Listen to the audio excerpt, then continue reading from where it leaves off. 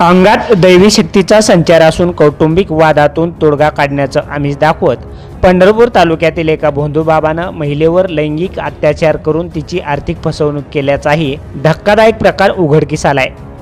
औदुंबर मनोहर गडदे वय वर्ष 43 राहणार तरटगाव तालुका पंढरपूर जिल्हा सोलापूर असं या भोंदूचं नाव आहे। याबाबत एका 42 वर्षीय पीडित महिलेनं स्वारगेट पोलीस ठाण्यामध्ये फिर्याद दिली।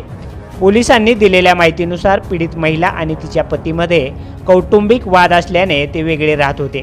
5 वर्षापूर्वी एका ओळखीच्या व्यक्तीमार्फत या महिलेची आणि गडदे बाबा याची भेट झाली। यावेळी गडदे याने आपण देवऋषी असल्याचं महिलेला भासवलं।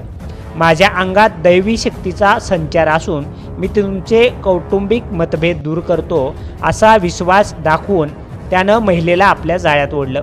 यानंतर त्याने संबंधित महिलेला स्वारगेट परिसरातील एका लॉजवर बोलावून तिच्यावर लैंगिक अत्याचार केला। यानंतरही त्याने लोणेर, उत्तेखोल आणि मानगाव परिसरातील लॉजवर बोलावून तिच्यावर वेळोवेळी अत्याचार केले। कौटुंबिक मतभेद सोडविण्यासह आरोपी गडदे याने महिलेला नोकरीस लावण्याचे आणि बांधकाम व्यवसायातील गुंतवणुकीवर चांगला परतावा मिळवून देण्याचंही आमिष दाखवलं। मे 2021 पासून त्यानं महिलेकडून रोख रक्कम आणि दागिन्यांच्या स्वरूपात वेळोवेळी 50,55,000 रुपये उकळले।